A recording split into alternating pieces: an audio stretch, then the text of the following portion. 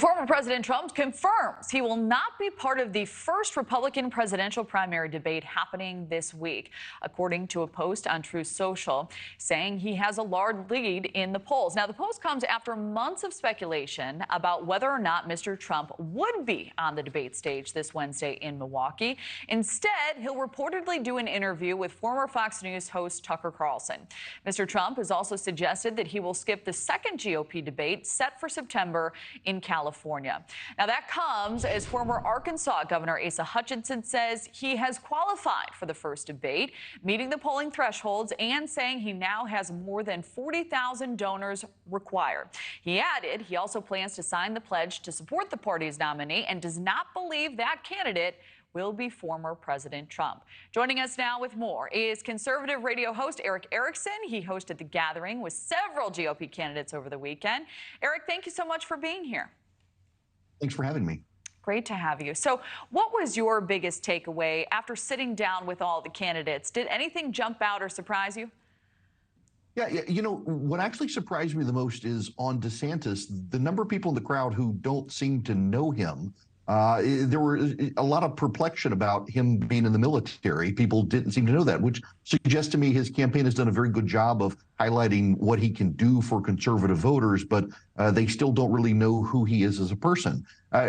Also, probably one of the more defining moments was a lot of people were kind of shocked by Chris Christie and his message. It wasn't combative to Trump, which is how he's been highlighted. He had some substantive policy, Nikki Haley as well.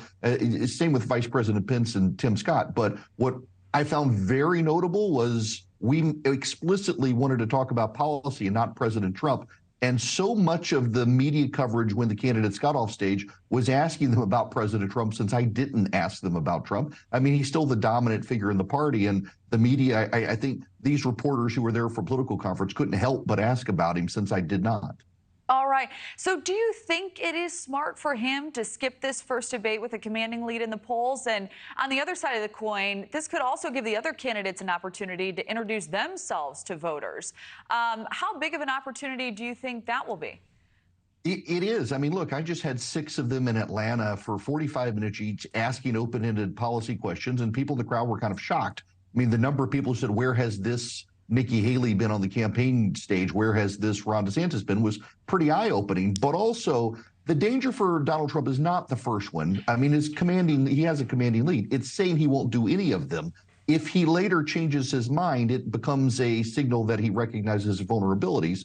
So it probably would have been wise for him to say, I'm not going to do the first one, but not preclude all the further debates. All right. And so, as you know, Erick, the gathering that happened in Atlanta, the same city where former President Trump was indicted last week. Here's how some of the other GOP candidates spoke about it. Let's listen, and then we'll come back. I hope that we will be focused on the future of the country rather than some of the other static that's out there right now. It is time to put that negativity and drama behind us. We can't keep talking about the past. So I think that these indictments are a disaster for the country. I think they set a dangerous precedent. When are we going to allow our country to understand again that nominating someone who's out on bail in 4 jurisdictions is not a winning formula? So you heard there, Erick, a majority of the candidates dismissive, aside from Ramaswamy, who has been outspoken against these charges. And as you know, he's seeing a big surge in these polls recently. So what do you make of the strategies at play right now? Yeah, I still think they're trying to figure out a way to connect with voters on this issue and explain this isn't a wise idea for them. And I don't know if they can, but when you look at the Des Moines Register polling that came out this morning in Iowa, Donald Trump is at 42%, Ron DeSantis at, I think, 19%. Trump has a 23% lead, but he's only at 42% in Iowa with 100% name recognition. That does suggest there's a way for these other candidates to begin consolidating. And if we focus state by state, Iowa, and then you go to New Hampshire, then to South Carolina, someone has the opportunity for momentum beyond Donald Trump. But this field needs to consolidate, and maybe this debate will help some of them make the case for consolidation.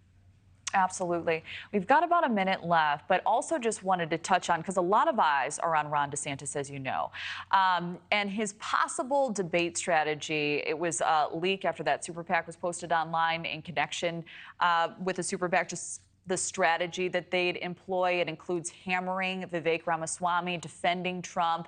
Do you think those are his best moves?